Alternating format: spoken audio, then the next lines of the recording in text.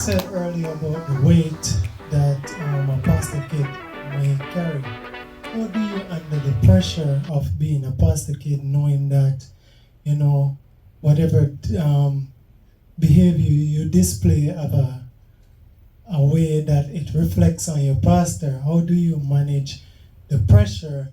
You don't look up. You don't say you don't want to urge your parent. You don't want to let they think that you're not doing the right thing.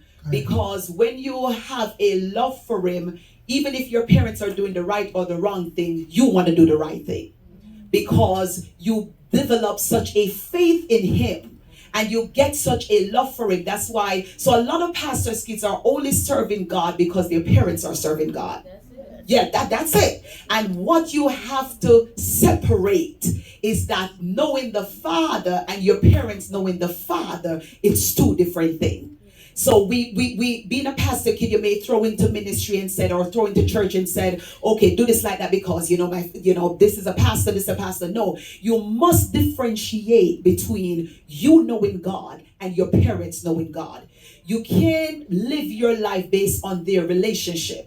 You must get a personal relationship. Reason being is that because you will always do and fail man, but if you really love God, you're not going to want to do something that he's not pleased with. So when I get a love for him and I get a relationship with him, I know what's required from me. Sometimes we're just looking for what's required from us from our parents and not looking what's required from us from God. So if your love for him and your relationship with him become matured and you're not just showing up because your parents say to show up, then you understand that I'm doing things to please him. I'm not just doing things to please my parent. So the pressure comes in when you don't know him. That's where the pressure comes in. That means you don't know him. That relationship comes in. Because as I said before, if you're in the White House or if you're on the pulpit, your love for him let you know how to live. It doesn't mean that if you're playing professional basketball and if you're on the pulpit, you know how to live because you love him. So it's not, I serve my mom and I'm here, but if I don't see her for a week, I know how to live. It's not based upon because of her relationship. I have a relationship myself. You would say you want to state it based on a kid that even not get to the place of having their personal relationship. Keep living. When you live and they become imitators, they see your life and they grew up understanding that, listen, my parents, yeah, whatever, when they get to the age, they have to understand that they got to build their personal foundation upon him. So if the pressure comes in when you're trying to make sure that your parents not disappointed, but what about God being disappointed? Mm-hmm. Yeah, it is to be understood also that most of the pressure that I notice that comes on pastors, kids, Dr. Price, is from the congregation or individuals that know of the relationship between the pastor and their child. And rightly so, because of course, whenever you're in any position of leadership, you're hoping that you yourself is governing yourself accordingly so others can follow. And then those that you're closely related to, which happens to be your children, because the first thing that the congregant's going to say when they're being corrected or instructed, they may not say it verbally, but they say, look at your child. Right? Exactly. So I think a lot of the pressure really comes from the congregation and their expectation of what is expected from the child. But like Dr. Price have rightly stated today here, is that when you have that personal relationship with the Lord, which should be prominent for every one of us, no matter what your parents does, you're doing this unto the Lord. You're going to be accountable to him. And when he returns, you cannot tell him whether Obama was your parent or Donald Trump or Apostle Lee. He will not be asking you for qualification on that wise, right? So it doesn't matter whether you're a pastor's child or not. I think what Dr. Price have been really reiterating to us and that we can leave here with today is that even though her show is going to be focusing on encouraging pastors' kids as it pertains to their faith and fashion, the underline, the fundamental that she's saying that can be applied to anyone is to establish a relationship with the Lord and be accountable to him.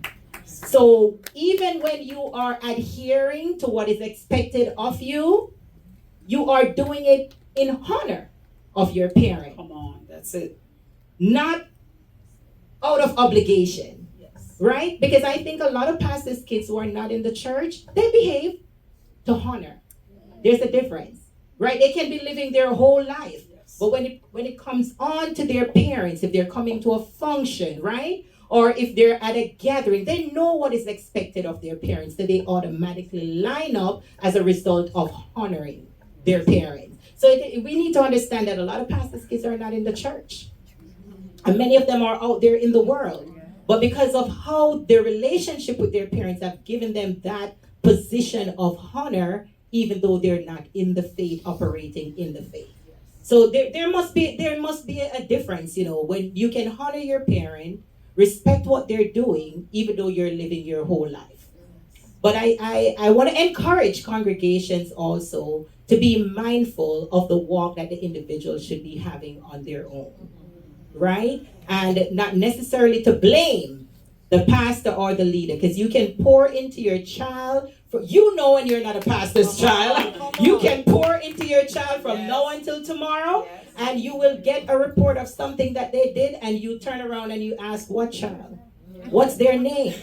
Where's their address? Because that's not mine. We know that. We operate like that.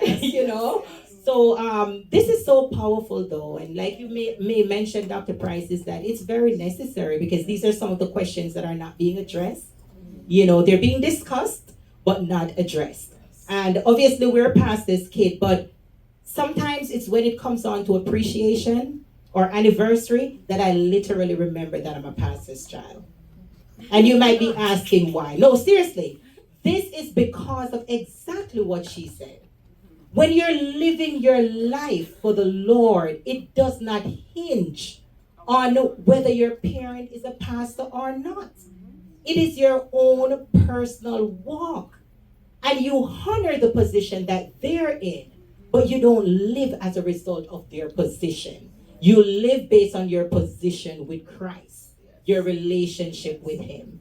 So, there's so many different aspects of pastors' kids that can be addressed, because not all of them are acting out of character. Do I have a witness? Have you all seen us acting out of character? You see, so not all of us, act out of character, and we're obviously not perfect. But I think the mindset needs to be shifted to kingdom kid versus just pastor's kid, because there's such a negative connotation to it, and it's not relating to everyone. And don't just focus on the child, because sometimes that child could be acting up and it has nothing to do with them being a pastor's kid. It could be influence from school, it could be social media, and they're coming to church every day. Every day. And don't catch them out of state, because they're a total different person. Don't catch them in their room. Let's not talk about out of state. And they come to church and they are full participants. And you will be so surprised that they're your kid, moreover, pastor's kid. So this is so beautiful, and this is so relevant and necessary. And so once again, we congratulate you, Dr. Price.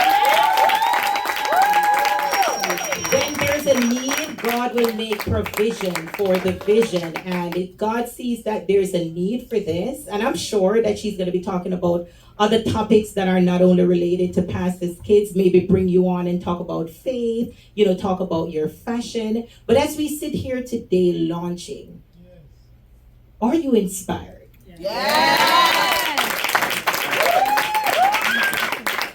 Can you see yourself sitting next to Dr. Price, being interviewed and having conversations for the encouragement and empowerment of others? Can you see yourself sitting here with her?